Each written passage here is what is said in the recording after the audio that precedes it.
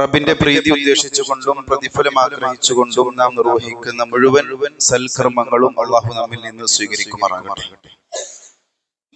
മരണസമയത്ത് കലിമത്തു തൗഹീദ് ലാ ഇലാഹ ഇല്ലല്ലാഹ് ഉച്ചരിച്ച് മരണപ്പെടുന്ന ഭാഗ്യവാന്മാരിൽ, യഥാർത്ഥ മുഅ്മിനീങ്ങളിൽ, മുവഹ്ഹിദീങ്ങളിൽ, മുഖ്ലിസീങ്ങളിൽ, സാലിഹീങ്ങളിൽ അള്ളാഹു നമ്മെ എല്ലാവരെയും ഉൾപ്പെടുത്തി അനുഗ്രഹിക്കുമാറാകട്ടെ.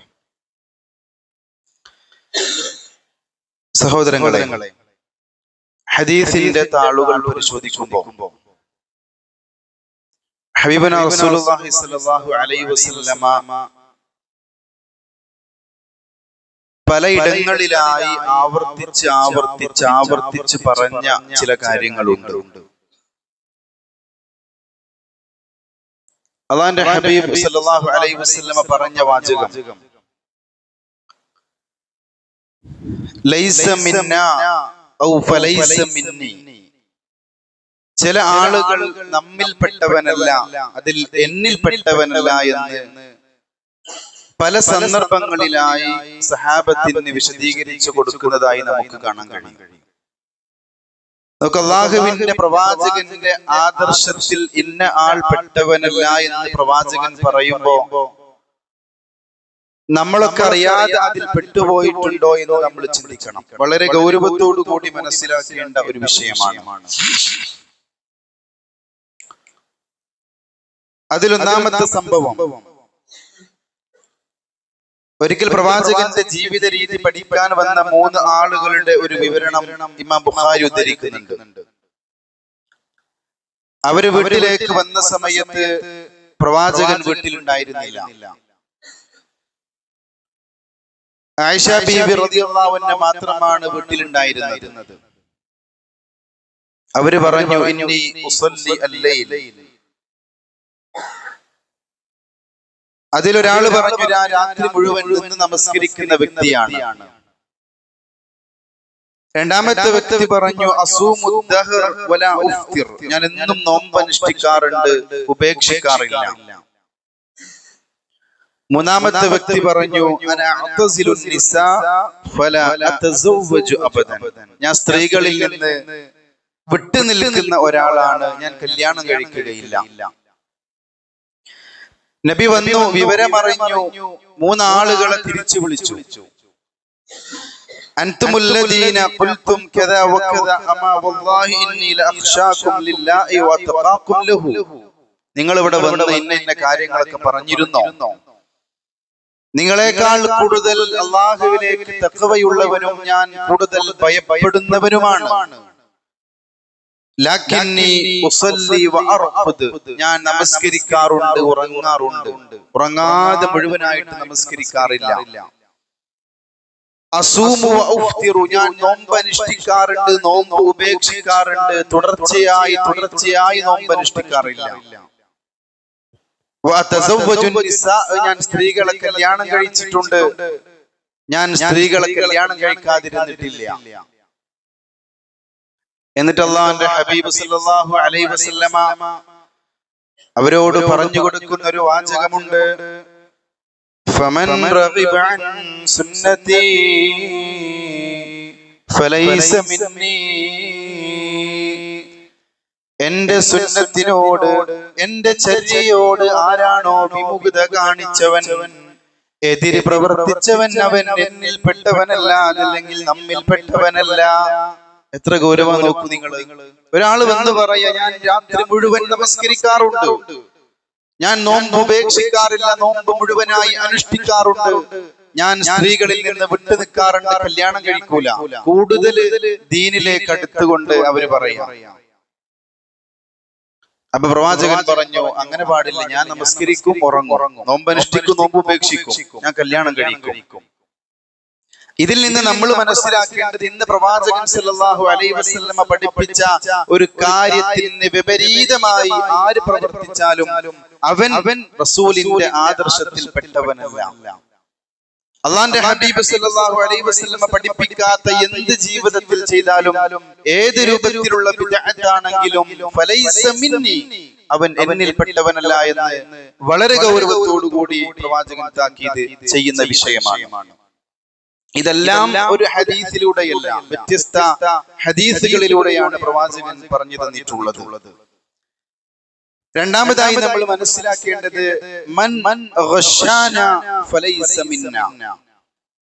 ആര് വഞ്ചന കാണിച്ചുവോ അവൻ എന്നിൽപ്പെട്ടവനല്ല. നോക്കി, ഇന്ന് നമ്മൾ വഞ്ചനയുടെ ഒരു ലോകത്താ ജീവിച്ചു കൊണ്ടിരിക്കുന്നത്. ഭാര്യ ഭർത്താവിനെ വഞ്ചിക്കാറുണ്ട്, ഭർത്താവ് ഭാര്യയെ വഞ്ചിക്കാറുണ്ട്. അതുപോലെ തന്നെ മക്കൾ മാതാപിതാക്കളെ, മാതാപിതാക്കൾ മക്കളെ, അതുപോലെ തന്നെ ബിസിനസ് ചെയ്യുന്ന ആളുകൾ, കച്ചവടക്കാരൊക്കെ വഞ്ചനയുടെ ലോകത്ത് ഇന്ന് ജീവിച്ചുകൊണ്ടിരിക്കുന്നത്. ആളുകളെ പറ്റിച്ചുകൊണ്ട് പണമുണ്ടാക്കുന്ന, അതുപോലെ തന്നെ വഞ്ചിച്ചുകൊണ്ട് സമ്പാദ്യമുണ്ടാക്കുന്ന ഒരു കൂട്ടരെ നമുക്ക് കാണാൻ കഴിയും. ഫലൈസ മിന്നി, അവർ എന്നിൽപ്പെട്ടവനല്ല. നോക്കൂ, അല്ലാഹുവിന്റെ പ്രവാചകൻ സല്ലല്ലാഹു അലൈഹി വസല്ലം മുനാഫിഖിന്റെ ലക്ഷണമായി പറഞ്ഞ കാര്യങ്ങൾ നമുക്കറിയാം. എന്താ പറഞ്ഞത്? ആയത്തുൽ മുനാഫിഖി സലാസ, കപട വിശ്വാസിയുടെ മുനാഫിഖിന്റെ ലക്ഷണങ്ങൾ 3 എണ്ണമാണ്. ഇദാ ഹദ്ദസ കദബ, അവൻ സംസാരിച്ചാൽ കളവ് പറയുന്ന വ്യക്തിയാണ്. ആരോട് സംസാരിക്കുമ്പോഴും അവന്റെ നാവിലൂടെ കളവ് മാത്രമേ പുറത്തു വരാറുള്ളൂ.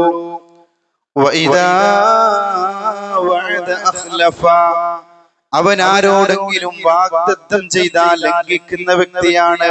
അവൻ കപട വിശ്വാസിയാണ്, മുനാഫിഖാണ്. ഇനി പ്രവാചകൻ ഒരു സവിശേഷതയോട് പഠിപ്പിക്കുകയാ. വിശ്വസിച്ചാൽ വഞ്ചിക്കുന്ന വ്യക്തിയാണ്. സംസാരിച്ചാൽ കളവ് പറയാ, വാഗ്ദത്തം ചെയ്താൽ ലംഘിക്കുക, വിശ്വസിച്ചാൽ ചതിക്കുക, വഞ്ചിക്കുക. അത് കപട വിശ്വാസിയുടെ ലക്ഷണമായി കൊണ്ട് പഠിപ്പിക്കപ്പെട്ടതാണ്. അപ്പൊ റസൂൽ സല്ലല്ലാഹു അലൈഹി വസല്ലം ഈ ഹദീസിലൂടെ പറയുന്നത്, ആരെങ്കിലും ഒരാളെ വഞ്ചിച്ചാൽ അത് ഏത് മേഖലയിലായിക്കോട്ടെ അവൻ എന്നിൽപ്പെട്ടവനല്ല, റസൂലിന്റെ ആളല്ല, റസൂലിന്റെ ആദർശത്തിലല്ല. നോക്കൊരു സംഭവം. നബി സല്ലല്ലാഹു അലൈഹി വസല്ലം മർറ അലാ സുബ്റത്തി തുആം, ഭക്ഷണം ഇങ്ങനെ ഒരുമിച്ച് കൂടിയ അങ്ങാടിയിൽ ഒരു മാർക്കറ്റിലൂടെ പ്രവാചകൻ നടന്നു പോവാ. ഫഅദ്ഖല യദഹു ഫീആ, പ്രവാചകൻ ആ അരിയിലേക്ക്, ആ ഭക്ഷണ പദാർത്ഥത്തിലേക്ക്, ഉള്ളിലേക്ക് കൈയൊന്ന് പ്രവേശിപ്പിച്ചു. ഫനാലത് അസാബിഉഹു ബലൽ, പ്രവാചകന്റെ കൈ ഇങ്ങനെ നനഞ്ഞു. ഫഖാല മാ ഹാദാ യാ സാഹിബു തുആം, കച്ചവടക്കാരനോട് ചോദിച്ചു, എന്താണ് ഇത് നനഞ്ഞിട്ടുണ്ടല്ലോ? അപ്പൊ കച്ചവടക്കാരൻ പറഞ്ഞു, ഖാല അസാബത്തു ഉസ്സമാ, അത് മഴ പെയ്ത് നനഞ്ഞതാണ്. എന്നിട്ട് പ്രവാചകൻ പറഞ്ഞു, അഫലാ ജഅൽതഉ ഫൗഖ തുആമിക യറാ അന്നാസ്, അനക്ക് എന്തത് മുകളിൽ വെച്ചുകൂടെ? എന്തുകൊണ്ടാണ് നീ ഉള്ളിലേക്ക് അത് പ്രവേശിപ്പിച്ചത്?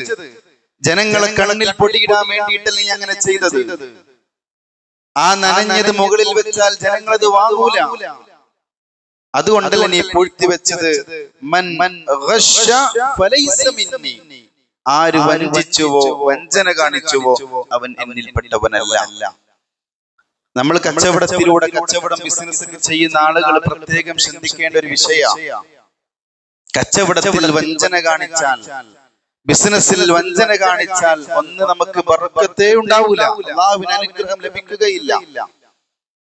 അതുപോലെ തന്നെ അല്ലാഹുവിന്റെ പ്രവാചകൻ പ്രത്യേകം എടുത്തു പറഞ്ഞു, ഫലൈസ മിന്നി, അവൻ എന്നിൽപ്പെട്ടവനേ അല്ല.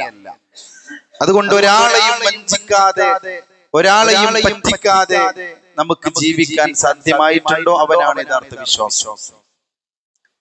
അതുപോലെ തന്നെ 3ാമത്തെ വിഭാഗം, ഒരുപാട് വിഭാഗങ്ങളെ കുറിച്ച് പറഞ്ഞിട്ടുണ്ട് കേട്ടോ, അതിൽ പ്രധാനപ്പെട്ടത് മാത്രമാണ് പറയുന്നത്. അൻ സയ്യിദ് ബിൻ അർഖം, അദ്ദേഹത്തിൽ റിപ്പോർട്ട് ചെയ്യുന്ന ഹദീസാണ്. ഖാല റസൂലുള്ളാഹി സ്വല്ലല്ലാഹു അലൈഹി വസല്ലം, മൻ ലം യഖുദ് ശാരിബഹു ഫലൈസ മിന്നാ. നമ്മളൊക്കെ ശ്രദ്ധിക്കേണ്ട വിഷയമാണ്. മൻ ലം യഖുദ് ശാരിബഹു ഫലൈസ മിന്നാ, ആരെങ്കിലും മീശ വെട്ടാത്ത ആളുകളുണ്ടെങ്കിൽ നമ്മിൽ പെട്ടവനല്ല. അതെന്താ അങ്ങനെ പറയാൻ കാരണം? പ്രവാചകന്റെ സുന്നത്ത് എന്ന് പറയുന്നത് മീശ വെട്ടുകയും താടി വളർത്തുകയുമാണ് ചെയ്യേണ്ടത്. നിങ്ങൾ താടിയെ വിടണം എന്നാ പറഞ്ഞത്, താടി നമ്മൾ വളർത്തണം. മീശ നിങ്ങൾ വെട്ടണം. അതിന്ന് റസൂൽ സല്ലല്ലാഹു അലൈഹി വസല്ലം ഒരു സുന്നത്തായി പഠിപ്പിച്ചിട്ടുണ്ടെങ്കിൽ ഇന്ന് നോക്കൂ, ഭൂരിഭാഗം ആളുകളും അതിനെതിരെയാണ്. താടിയില്ല, മീശയുണ്ട്. പ്രവാചകന്റെ സുന്നത്തോ മീശ നമ്മൾ ചെറുതാക്കി വിട്ടുക, താടി നീട്ടി വിടുക. താടി വളർത്താൻ വേണ്ടിയിട്ട് ഹബീബുനാ റസൂലുള്ളാഹി സ്വല്ലല്ലാഹു അലൈഹി വസല്ലമ നമ്മെ പഠിപ്പിച്ചത്. അത് ഇസ്ലാമിന്റെ ഒരു ഷിആറാണ്. നോക്കൂ, നമ്മളത് വെക്കുന്ന സമയത്ത് ആ ഒരു സമയം നമുക്ക് അല്ലാഹുവിന്റെ പ്രതിഫലം വന്നുകൊണ്ടിരിക്കുക. ഒരാൾ താടി വെച്ചു, ഒരു ദിവസം 24 മണിക്കൂറിന്റെ എത്ര വർഷമാണ് അദ്ദേഹം ജീവിക്കുന്നത്, ആ സമയമൊക്കെ അല്ലാഹുവിന്റെ പ്രതിഫലം അദ്ദേഹം കരസ്ഥമാക്കിക്കൊണ്ടിരിക്കുന്നുണ്ട്. ആ താടി വെക്കുന്നത് പ്രവാചകന്റെ ചര്യയാണെന്ന ആ ഒരു നിയ്യത്ത് വേണം.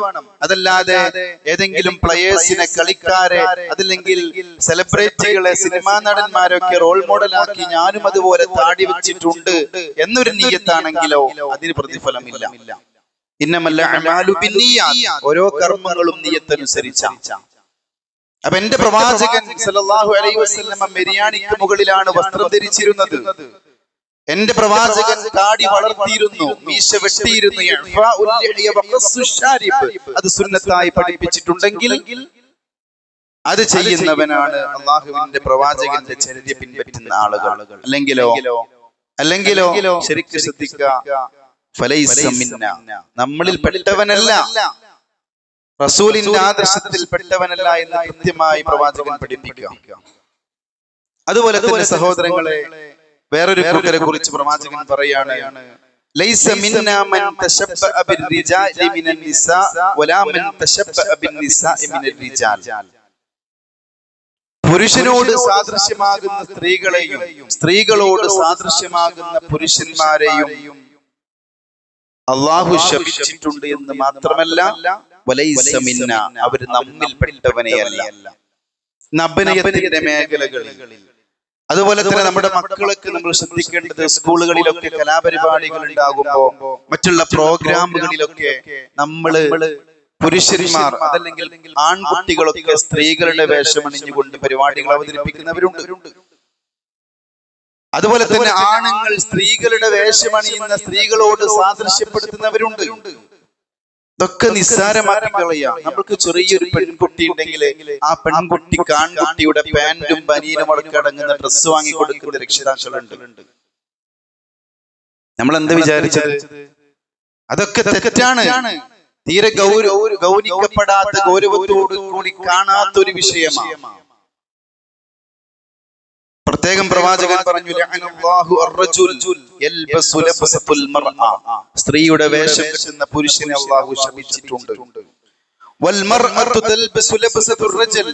പുരുഷന്റെ വേഷം ധരിക്കുന്ന സ്ത്രീയെയും അല്ലാഹു ശപിച്ചിട്ടുണ്ട്. എന്തിനാണ് നമ്മൾ നമ്മുടെ മക്കൾ അല്ലാഹുവിന്റെ ശാപത്തിന് വിധേയമായ മക്കളാക്കി മാറ്റുന്നത്?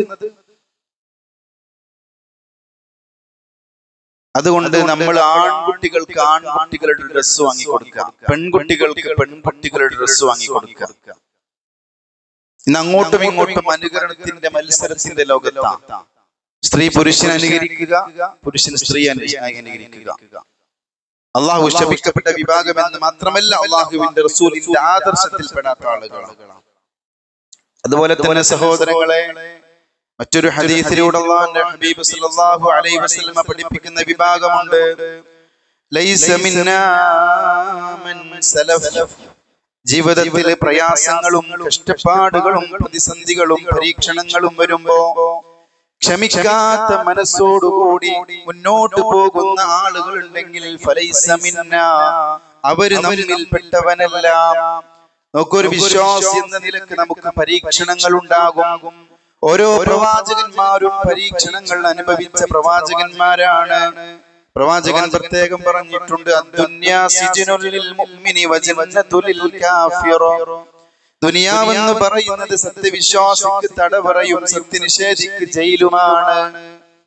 നമുക്ക് ഇവിടെ ജീവിക്കണമെങ്കിൽ പ്രയാസങ്ങൾ ഉണ്ടാകും. സത്യനിഷേധിക്ക് സ്വർഗം പോലെയാ, തോന്നിയ പോലെ ജീവിക്കാൻ പറ്റും.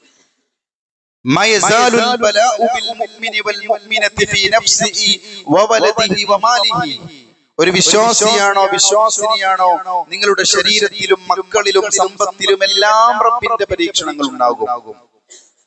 അത് ഖുർആൻ അടിവരയിട്ട് പറഞ്ഞ കാര്യമാണ്. വലനബ്ലുവന്നകും ബിശൈഇൻ മിനൽ ഖൗഫി വൽ ജൂഇ വനഖ്സിൻ മിനൽ അംവാലി വൽ അൻഫുസി വസ്സമറാത്ത്. നിങ്ങളുടെ കൃഷിയിൽ, ഫലങ്ങളിൽ, നിങ്ങളുടെ ശരീരത്തിൽ, നിങ്ങളുടെ സമ്പത്തിൽ, അതുപോലെ തന്നെ ഭയം, വിശപ്പൊക്കെ നൽകിക്കൊണ്ട് റബ്ബ് നിങ്ങളെ പരീക്ഷിക്കും.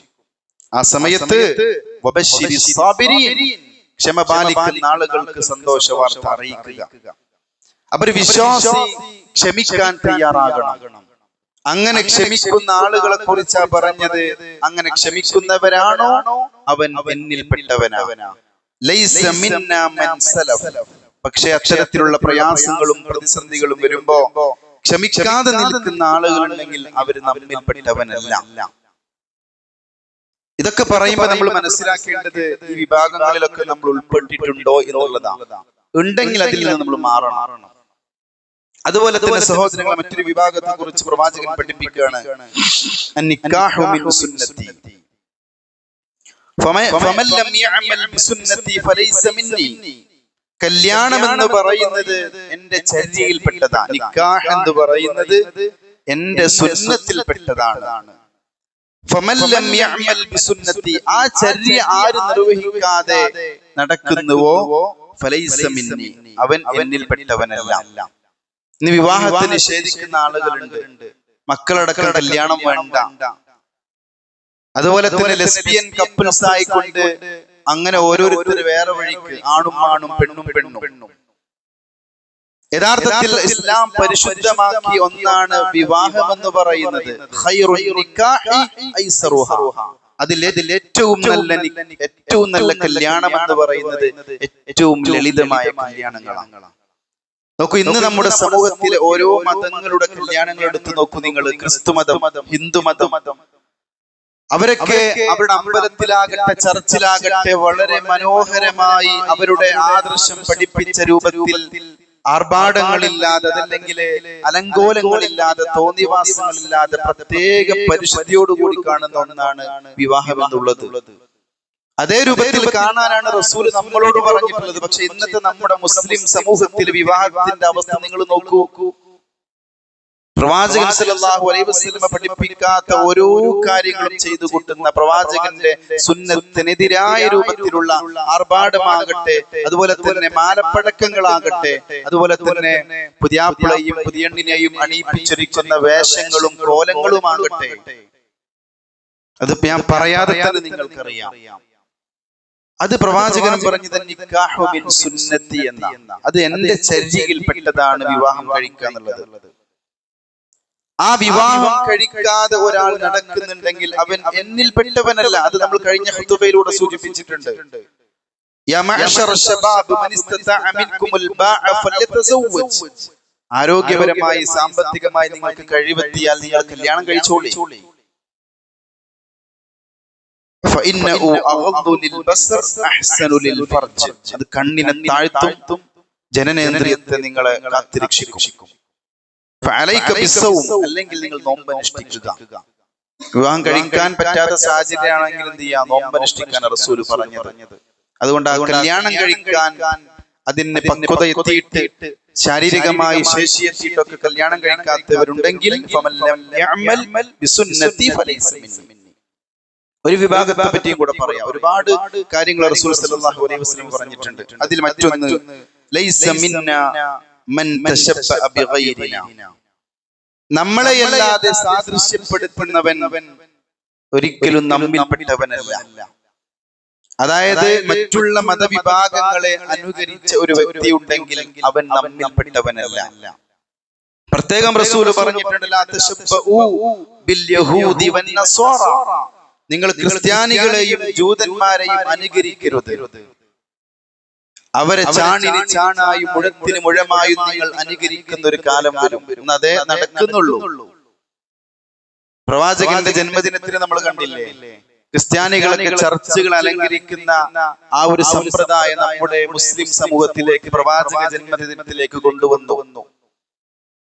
അതുപോലെ തന്നെ ഖബർ കുമ്മായമിടുന്നത്, ഖബർ കെട്ടിപ്പൊക്കുന്നത് ഒരുപാട് വിഷയങ്ങളിൽ പിൻപറ്റുന്നുണ്ട്. അതുപോലെ തന്നെ മറ്റുള്ള മതങ്ങളുടെ ആഘോഷങ്ങളിലും പരിപാടികളിലും ഒക്കെ നമ്മൾ പങ്കെടുത്താൽ മൻ തശബ്ബഅ ബിഖൗമിൻ ഫഹുവ മിൻഹും, അങ്ങനെ ആരെങ്കിലും ചെയ്താൽ അവൻ അവരിൽ പെട്ടവനാണ്. അതിൽ നിന്നല്ലേ ഈ ജന്മദിനാഘോഷമൊക്കെ കടന്നു വന്നത്, ബർത്ത്ഡേ ആഘോഷങ്ങളൊക്കെ.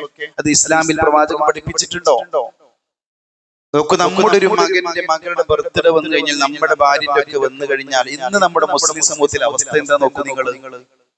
ഒരാള് ചെയ്ത് സ്റ്റാറ്റസ് വെക്കുമ്പോ, ഒരാള് ചെയ്ത് അത് കേക്ക് മുറിച്ച് വസ്ത്രം വാങ്ങി അതല്ലെങ്കിൽ പായസം വിതരണം ചെയ്ത് ഭക്ഷണ പദാർത്ഥങ്ങൾ ഉണ്ടാക്കി സ്റ്റാറ്റസ് വെക്കുമ്പോ, ഗ്രൂപ്പുകളിലേക്ക് അത് ഫോട്ടോസും വീഡിയോസും അയക്കുമ്പോ, അപ്പുറത്തുള്ള ഒരുത്തൻ ചിന്തിക്കാണ്, അവൻ ചെയ്തു ഞാനും ചെയ്യണ്ടേ. അവനും അവന്റെ മകളുടെ ബർത്ത്ഡേ വരുന്ന സമയത്ത് പണമില്ലെങ്കിലും കടം വാങ്ങിക്കൊണ്ട് അത്തരം തോന്നിവാസങ്ങൾ ചെയ്യാം. അതെവിടെ നിന്ന് കടന്നു വന്ന സമ്പ്രദായം. അതുപോലെ തന്നെ വെഡിങ് ആനിവേഴ്സറി, വിവാഹം കഴിഞ്ഞ ഓരോ വർഷത്തിലും ആ തീയതി കടന്നു വരുന്ന സമയത്ത് ആഘോഷിക്കുന്ന ആഘോഷങ്ങൾ. ലാ തശബ്ബഹു ബിൽ യഹൂദി വൻ നസ്വാറ, ക്രിസ്ത്യാനികളെയും ജൂതന്മാരെയും നിങ്ങൾ ഒരിക്കലും അനുകരിക്കാൻ പാടില്ല, അവരെ സാദൃശ്യപ്പെടുത്താൻ പാടില്ല. അങ്ങനെ ഉണ്ടെങ്കിൽ ഫഹുവ മിൻഹും, അവൻ അവരിൽ പെട്ടവനാണ്, വലൈസ മിന്നാ, നമ്മിൽ പെട്ടവനല്ല.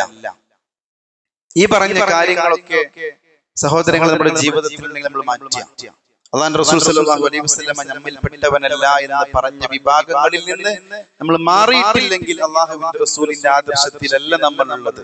വളരെ ഗൗരവത്തോടു കൂടി മനസ്സിലാക്കേണ്ട വിഷയമാണ്. അല്ലാഹു സുബ്ഹാനഹു വ തആല അനുഗ്രഹിക്കുമാറാകട്ടെ.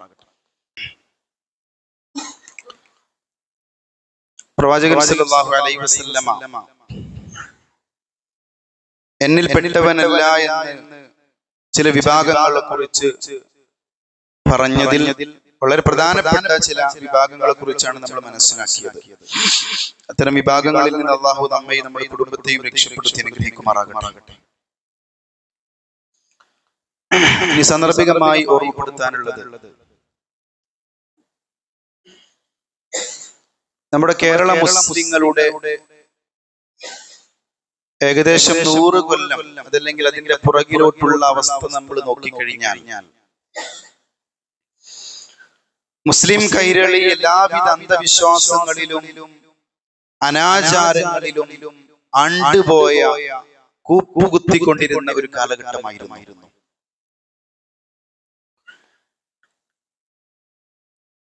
അതായത് കല്ലുകരട് കാഞ്ഞീരക്കുറ്റി മുതൽ മുള്ളുമുരട് മൂർഖൻ പാമ്പ് വരെ നമ്മുടെ കേരളക്കരയിൽ ആളുകൾ ആരാധിച്ചിരുന്ന ഒരു കാലമുണ്ടായിരുന്നു. അതുപോലെ തന്നെ തങ്ങളുടെ അടുത്ത്, ബീവിയുടെ അടുത്ത്, ഹോജിയുടെ അടുത്തൊക്കെ പോയിക്കൊണ്ട് തങ്ങളുടെ ആവലാതിയും വേവലാതിയും ബോധിപ്പിക്കുകയും അസുഖങ്ങൾക്ക് അവരിൽ നിന്ന് ശമനം കണ്ടെത്തുകയും അവരോട് പ്രാർത്ഥിക്കുകയും അതുപോലെ തന്നെ അവരുടെ മുന്നിൽ സുജൂദ് ചെയ്യുകയും ഒക്കെ ചെയ്തിരുന്ന ഒരു കാലഘട്ടം ഉണ്ടായിരുന്നു. അതായത് എല്ലാവിധ അന്ധവിശ്വാസങ്ങളിലും അനാചാരങ്ങളിലും ശിർക്കിലും കുഫ്റിലും ഒക്കെ ആണ്ടുപോയ ഒരു സമൂഹമായിരുന്നു ഇവിടെ ഉണ്ടായിരുന്നത്. എന്തിനേറെ, സ്ത്രീകൾക്ക് കൈയെഴുത്ത് പഠിപ്പിൽ ഹറാമാണെന്ന് പറഞ്ഞ, അതല്ലെങ്കിൽ ഫത്വ ഇറക്കിയ ഒരു പൗരോഹിത്യം ഇവിടെ ഉണ്ടായിരുന്നു. സ്ത്രീകൾ കൈയെഴുത്ത് പഠിച്ചാൽ അത് പ്രശ്നമാണ്, അത് ലവ് ലെറ്റർ എഴുതാൻ കാരണമാകും, സ്ത്രീകൾ തിന്മയിലേക്ക് പോകാൻ കാരണമാകുമെന്ന് പാടി നടന്നതല്ലെങ്കിൽ അതിനെതിരെ ഫത്വ ഇറക്കിയ ഒരു കാലഘട്ടം ഉണ്ടായിരുന്നു.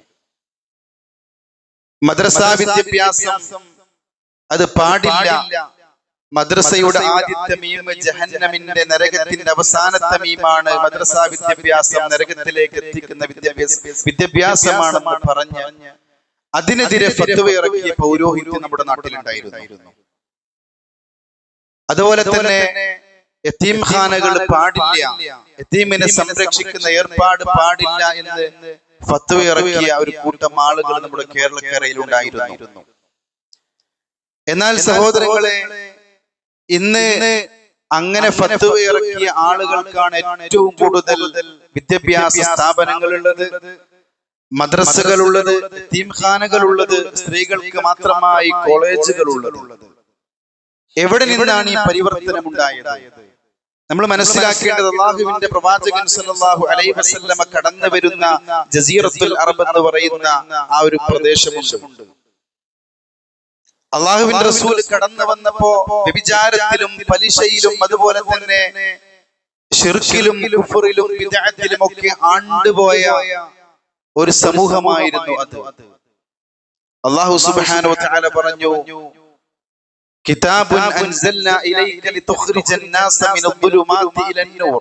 റസൂലേ, ഈ ഗ്രന്ഥം താങ്കളിലേക്ക് അവതരിപ്പിക്കുന്നത് അന്ധകാരങ്ങളിൽ ഇരുട്ടിൽ അകപ്പെട്ടു പോയ താങ്കളുടെ സമുദായത്തെ നേരിന്റെ മാർഗത്തിലേക്ക് കൊണ്ടുവരാൻ വേണ്ടിയിട്ടാണ്.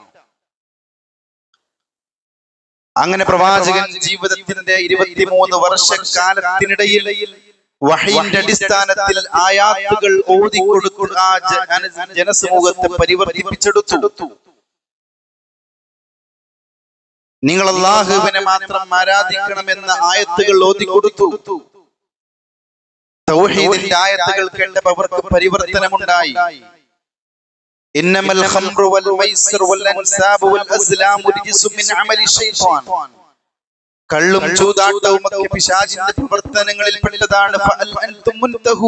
നിങ്ങൾക്ക് വിരമിക്കാനായില്ല എന്ന ആയത്തുകൾ കേട്ടപ്പോ മദ്യത്തിൽ നിന്ന് ആളുകൾക്ക് പരിവർത്തനമുണ്ടായി. പലിശയെ കുറിച്ച് ഓതിക്കൊടുത്തു. അതുപോലെ തന്നെ നിങ്ങൾ വ്യഭിചരിക്കരുത്, അതിലേക്ക് അടുക്കരുത്, മ്ലേച്ഛമായ പ്രവർത്തനമാണെന്ന് പറഞ്ഞപ്പോ ആ സമൂഹം ഏറ്റവും ഇഷ്ടപ്പെട്ട വ്യഭിചാരത്തിൽ നിന്ന് മാറി നിന്നു. ആ പ്രവാചകൻ സല്ലല്ലാഹു അലൈഹി വസല്ലം ആ സമുദായത്തെ എന്തുകൊണ്ടാണ് പരിവർത്തിപ്പിച്ചെടുത്തത്?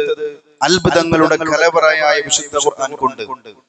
എന്നാൽ സഹോദരങ്ങളെ, ആ ദൗത്യം ഇന്ന് നമ്മുടെ നാട്ടിൽ, നമ്മുടെ കേരളക്കരയിൽ ഏറ്റെടുത്ത ഒരു പ്രസ്ഥാനമുണ്ടെങ്കിൽ അത് കേരള നദ്വത്തുൽ മുജാഹിദീൻ എന്ന് പറയുന്ന പ്രസ്ഥാനമാണ്. അതിന്റെ പണ്ഡിത സഭയായ കേരള ജമിഅത്തുൽ ഉലമയാണ്.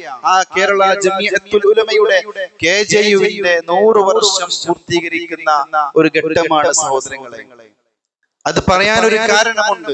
ആ 100 വർഷമെങ്ങാനും ഈ പ്രബോധന സംഘടന അതല്ലെങ്കിൽ ജമിഅത്തുൽ ഉലമ എന്ന പണ്ഡിത സഭ അതിന്റെ ദൗത്യം തൗഹീദിന്റെ ആദർശം ഇന്ന് ഇവിടെ പറഞ്ഞിട്ടില്ല എങ്കിൽ, ഈ പ്രബോധന പ്രവർത്തനങ്ങൾ ഇന്നിവിടെ നടത്തിയിട്ടില്ലായിരുന്നുവെങ്കിൽ നമ്മുടെ കേരളത്തിന്റെ അവസ്ഥ എന്തായിരിക്കും? അന്നുണ്ടായിരുന്ന തിന്മകൾ ഇന്നും ആവർത്തിക്കപ്പെടും. ഒരുപാട് മാറ്റങ്ങളുണ്ട്. മുഴുവൻ തിന്മകളും മാറി എന്നല്ല. ആ പ്രസ്ഥാനം ഏറ്റെടുത്തത് അല്ലാഹുവിന്റെ റസൂൽ സല്ലല്ലാഹു അലൈഹി വസല്ലം ഏൽപ്പിച്ച ദൗത്യമാണ്. ബല്ലിഗു അന്നി വലൗ ആയതൻ. നിങ്ങൾ എന്നിൽ നിന്ന് ഒരു ആയത്തെങ്കിലും ജനങ്ങളെ പഠിപ്പിക്കണം. കിതാബുൻ അൻസൽനാ ഇലൈക ലിതുഖ്രിജൻ നാസ മിനദ്ദുലുമാതി ഇലന്നൂർ എന്ന വിശുദ്ധ ഖുർആനിന്റെ ആയത്ത് നെഞ്ചിലേറ്റിയ പണ്ഡിത സഭയാണ്. ആ വിശുദ്ധ ഖുർആൻ കൊണ്ട് വിശദീകരണമായ ഹദീസ് കൊണ്ട് പ്രബോധന പ്രവർത്തനങ്ങളിൽ നിരന്തരമായി റെസ്റ്റില്ലാതെ ഏർപ്പെട്ട ഒരു പ്രസ്ഥാനം. അതിന്റെ പ്രവർത്തനത്തിന്റെ അനന്തരഫലമാണ് നമ്മൾ ഇന്ന് കണ്ടുകൊണ്ടിരിക്കുന്നത്. ഇൻഷാ അല്ലാഹ് അതിന്റെ 100ാം വാർഷികം നമ്മൾ ആഘോഷിക്കുകയാണ്. 16ാം തീയതി ഞായറാഴ്ച ഇൻഷാ അല്ലാഹ് വൈകുന്നേരം കോഴിക്കോട് കടപ്പുറത്ത് വെച്ച് നമുക്കൊരു ആദർശം വേണം, നമുക്കൊരു നിലപാട് വേണം. ആരെങ്കിലും എന്തെങ്കിലും പറയും, അതിലേക്ക് ചായുന്ന മനസ്സല്ല നമുക്ക് വേണ്ടത്. നമുക്ക് കൃത്യമായ ആദർശം വേണം. പ്രവാചകൻ സല്ലല്ലാഹു അലൈഹി വസല്ലമ മരുഭൂമിയിൽ ഒരു വര വരച്ചു, നേർരേഖ വരച്ചു. എന്നിട്ട് അങ്ങോട്ടും ഇങ്ങോട്ടും ഒരുപാട് വരകൾ വരച്ചുകൊണ്ട് റസൂൽ സല്ലല്ലാഹു അലൈഹി വസല്ലമ നേർരേഖയിൽ ചൂണ്ടിക്കൊണ്ട് പറയുന്നുണ്ട്, വഅന്ന ഹാദാ സിറാത്തി മുസ്തഖീമ. ഇതാണ് നേർരേഖ എന്ന് പറയുന്നത്. ഇതാണ് വിശുദ്ധ ഖുർആൻ, ഇതാണ് തിരുസുന്നത്ത്. ആ ജമിഅത്തുൽ ഉലമ 100 വർഷം മുന്നേ രൂപീകരിച്ച സമയത്ത് സഹോദരങ്ങൾ, അതിൽ നിന്ന് പുറത്തുപോയ എത്ര സംഘടനകളുണ്ട്. ആ നേർരേഖയിൽ നിന്ന് വ്യതിചലിച്ചു പോയ എത്ര സംഘടനകളുണ്ട്. പ്രവാചകൻ പ്രത്യേകം പറയുന്നുണ്ട്, വലാ തത്തബിഉസ് സുബുൽ. അങ്ങനെ വ്യതിചലിച്ചു നിൽക്കുന്ന, അങ്ങോട്ടും ഇങ്ങോട്ടും തെന്നിപ്പോകുന്ന വരകളിലോട്ട് നിങ്ങൾ പോകരുത്. ഫതഫറഖ ബികും അൻ സബീലിഹി. അത് നിങ്ങളെ വഴിതെറ്റിക്കാൻ കാരണമാകും. ആ ഖുർആനും സുന്നത്തുമാണ് നിങ്ങളിലേക്ക് ഞാൻ വിട്ടേച്ചു പോകുന്നത്. അത് ആര് മുറുകെ പിടിക്കുന്നുവോ അവൻ ഒരിക്കലും വഴിപിഴച്ചു പോവുകയില്ല. എന്നിട്ട് പറഞ്ഞു,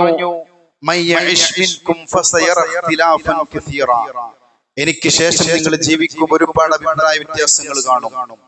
ഫഅലൈക്കും ബിസുന്നതി വസുന്നത്തുൽ ഖുലഫാഇർ റാഷിദീൻ അൽ മഹ്ദിയീൻ. നിങ്ങൾ എന്റെയും ഖുലഫാഇർ റാഷിദീങ്ങളുടെയും ചര്യ നിങ്ങൾ പിൻപറ്റണം. അള്ളു അലൈഹാ ബിന്നവാജിദ്. അണപ്പല്ലുകൾ കൊണ്ട് നിങ്ങൾ കടിച്ചു പിടിക്കണം. അപ്പൊ നമ്മള് ഇപ്പോ നിലവിലുള്ള ആദർശം അത് യഥാർത്ഥ തൗഹീദിന്റെ ആദർശമാണോ എന്ന് നമ്മൾ വിലയിരുത്തണം, നമ്മൾ ചിന്തിക്കണം. പ്രവാചകൻ പറഞ്ഞതുപോലെ ഒരാൾ ആ ടീമിലാകുമ്പോ ആ ടീമിലേക്ക്, ഇന്ന ടീമിലേക്ക് ആകുമ്പോ ഈ ടീമിലേക്ക്, അങ്ങനെ ഒപ്പം കൂടികളാകരുത്. ഒപ്പം കൂടികളാകരുത്. നമുക്കൊരു ആദർശവും ഒരു നിലപാടും വേണം. പ്രത്യേകം ഓർമ്മപ്പെടുത്തുന്ന സഹോദരങ്ങളെ, നമ്മൾ നമ്മുടെ കുടുംബവും എല്ലാവരും ഈ ആദർശ സമ്മേളനത്തിൽ ഈ ഒരു KJയുടെ കേരള ജംഇയ്യത്തുൽ ഉലമയുടെ 100ാം വാർഷിക സമ്മേളനത്തിൽ തീർച്ചയായിട്ടും നമ്മൾ പങ്കെടുക്കണം. അല്ലാഹു സുബ്ഹാനഹു വ തആല തൗഹീദിന്റെ പക്ഷക്കാരിൽ നമ്മെ ഉൾപ്പെടുത്തി അനുഗ്രഹിക്കുമാറാകട്ടെ. മരണസമയത്ത് കലിമത്തു തൗഹീദ് ലാ ഇലാഹ ഇല്ലല്ലാഹ് ഉച്ചരിച്ച് മരണപ്പെടുന്ന നാളെ അല്ലാഹുവിന്റെ സ്വർഗ്ഗം കരസ്ഥമാക്കുന്ന യഥാർത്ഥ വിശ്വാസികളിൽ അല്ലാഹു നമ്മെ ഉൾപ്പെടുത്തി അനുഗ്രഹിക്കുമാറാകട്ടെ. നമ്മിൽ നിന്ന് വന്നുപോയ ചെറുതും വലുതുമായ തെറ്റുകുറ്റങ്ങൾ അല്ലാഹു നമുക്ക് വിട്ടുപുറത്തു മാപ്പാക്കി തരുമാറാകട്ടെ. റബ്ബിന്റെ പ്രീതി ഉദ്ദേശിച്ചുകൊണ്ട് നാം നിർവഹിക്കുന്ന കർമ്മങ്ങൾ അല്ലാഹു സ്വീകരിക്കുമാറാകട്ടെ. ഖബർ ശിക്ഷയിൽ നിന്നും നരക ശിക്ഷയിൽ നിന്നും അല്ലാഹു നമ്മെ കാത്തുരക്ഷിക്കുമാറാകട്ടെ. നമ്മുടെ കൂട്ടത്തിൽ ഒരുപാട് രോഗികളുണ്ട്. അല്ലാഹു അവർക്ക് പരിപൂർണ്ണ ശമനം നൽകുമാറാകട്ടെ. മരണപ്പെട്ടു പോയവരുണ്ട്. അല്ലാഹു അവർക്ക് റഹ്മത്തും മഗ്ഫിറത്തും പ്രദാനം ചെയ്യുമാറാകട്ടെ. കടം കൊണ്ട് പ്രയാസപ്പെടുന്നവരുടെ കടം അല്ലാഹു ദൂരീകരിച്ചു കൊടുക്കുമാറാകട്ടെ. അല്ലാഹു മഗ്ഫിർ ലിൽ മുഅ്മിനീന വൽ മുഅ്മിനാത്ത് വൽ മുസ്ലിമീന വൽ മുസ്ലിമാത്ത് വൽ അഹ്യാഇ മിൻഹും വൽ അംവാത്ത്.